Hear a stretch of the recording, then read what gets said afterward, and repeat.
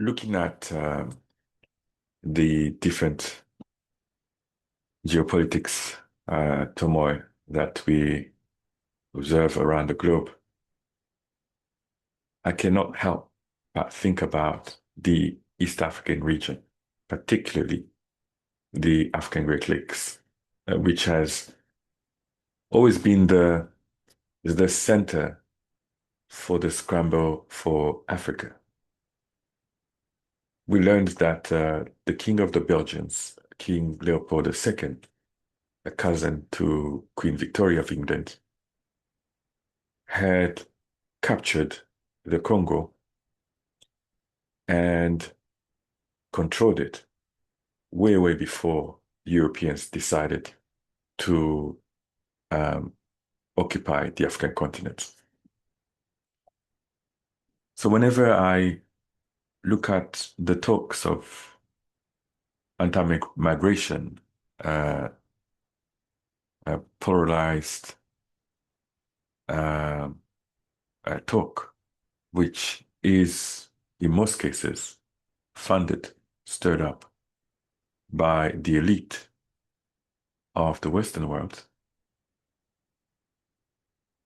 it takes me back always to that history of the capture of the African continent. The African continent, of course, has faced different populations and different civilization trying to capture the future of that massive continent. Why the Congo matters is because that's exactly what inspired the Europeans to capture the African continent. When King Leopold II of the Belgians had seen an opportunity with the invention of wheeled cars, there was a rocketing demand for rubber, for tires. And of course, Belgium was facing an economic recession. So the opportunity to be able to position the Kingdom of Belgium as the supply chain for rubber represented a massive economic benefit for the Kingdom of Belgium. But the process to mine the rubber was done in the most brutal manner. The citizens of the Congo were not citizens of the Congo. They had become the subjects of the King of the Belgians. We know, of course, that children were used to collect that rubber, used for tires, and we know that an estimated 10 million Congolese were killed as a result of that scramble for rubber. Fast forward in 2026, there's a new kind of scramble that is rarely talked about.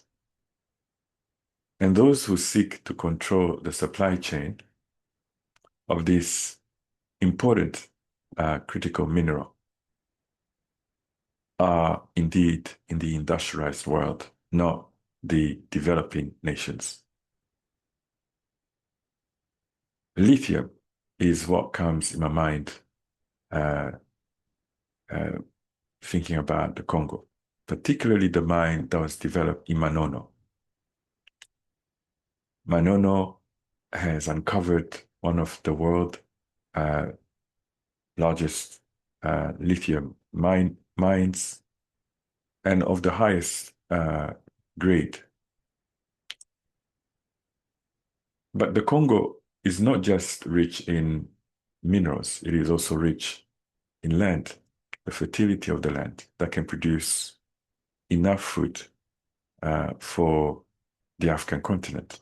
It can become a food basket for the African continent. Think about the rivers of the Congo. It can generate enough electricity for every African. It can be a world-leading nation in hydrogen and the green energy products for both the African continent, but also for export to the European market. The Congo, of course, by 2050 will have a large population. Most of the population will be young. At a time when, globally speaking, there is a decline in birth rate. So the potential to tap into that human resources is equally important going forward in the next 2 decades. But it would take leadership to really understand how to position the Congo to be the heart of the economic structure of the African continent. But it will also take Pan-Africanism for African nations to silence guns in the Congo and to also tackle issues of corruption. Invest in Congo, transform in the Congo, as Thomas Sankara used to say. Consume African products. This is the way we grow. The jumper I wear and the t-shirt I wear, I would love for me to be able to buy one made by an African, a Congolese, a Burundian, a Tanzanian, a Kenyan, an Ethiopian. The electricity that I use, the infrastructure of my home is structured in a way that it can use oil and gas, but the boiler is also hydrogen ready. So to be able to use hydrogen. It also uses wind power. In fact, majority of my electricity is supplied through wind power. Just imagine what we can do on the African continent in this generation. The potential from energy, becoming an energy exporter, to becoming a food basket when we supply high quality organic food to the world, to transforming products on the African continent using our own critical minerals, such as those found in Burundi, Congo, Tanzania, Somaliland.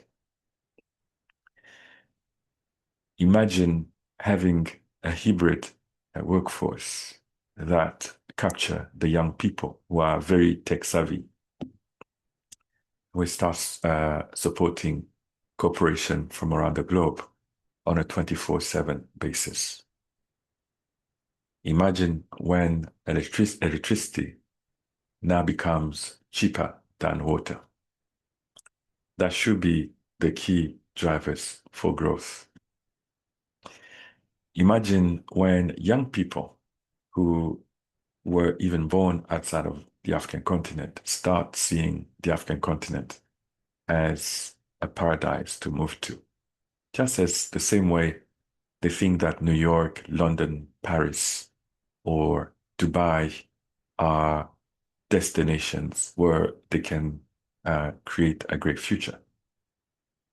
Until we start owning our own narrative and promoting positive stories, our young people will continue to live the African continent. And I really hope that in this generation, we can convince the young people that the future for these young people will be on African soil.